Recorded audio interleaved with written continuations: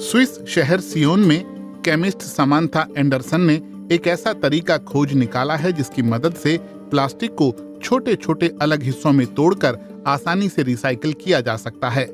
ये तरीका है क्या? Chemical recycling. इसके जरिए हम पॉलीमर को मोनोमर में और फिर दोबारा पॉलीमर में बदल सकते हैं।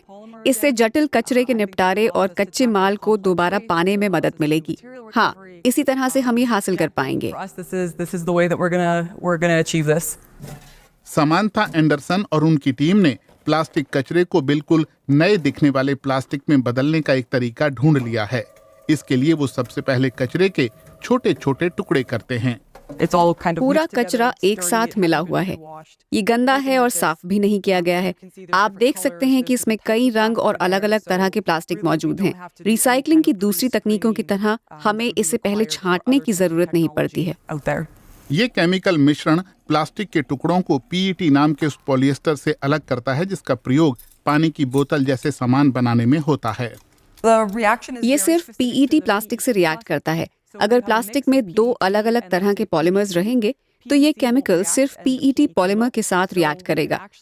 तो हम पीईटी से अलग अलग ठोस पदार्थों को अलग कर सकते हैं और फिर हम पीईटी से मोनोमर्स को भी अलग कर सकते हैं। समांथा और उनके साथी अपने इस नए आइडिया को बिजनेस में बदलना चाहते हैं। इसीलिए हम आपको ये पूरी प्रक्रिया नहीं दिखा सकते, खासकर ये कि प्लास्टिक कचरा कैसे इस मिश्रण में बदला जाता है। हमने शुक्रवार की रात को प्रयोग शुरू किया और आधे घंटे बाद ही हमें समझ आ गया था कि ये काम कर रहा था। मैंने उत्साहित होकर क्रिस को बताया कि ये काम कर रहा है और फिर हमने पूरे वीकेंड इंतजार करने का फैसला किया। हम प्रयोग को पहले से ही नहीं रोकना चाहते थे ताकि हमें गलत नतीजे ना मिलें। ये काफी रोमांचक था क्योंकि हम जानते थे कि जब हम वापस आएंगे तो कुछ ऐसा मिलेगा जिस पर हम और रिसर्च कर पाएंगे। और वाकई सोमवार को जब हम काम पर आए तो जो नतीजे हासिल हुए वो बिल्कुल वैसे ही थे जैसा हमने सोचा था। बाद में नया प्लास्टिक बनाने के लिए इस घोल को फिल्टर किया जाता है और आखिर में मिलता है ये पाउडर। इसे प्योरीफाइड टेरेफ्थैलिक एसिड कहा जाता है। आमतौर पर इसे तेल उद्योग से लेते हैं। वे कच्चा तेल निकाल लेते हैं तो ये रिफाइनिंग प्रक्रिया से गुजरता है और फिर वे इससे सफेद पाउडर बनाते हैं। इसी पाउडर से फिर पीईटी आइटम, पॉलिएस्टर या कोई और प्लास्टिक बनता है।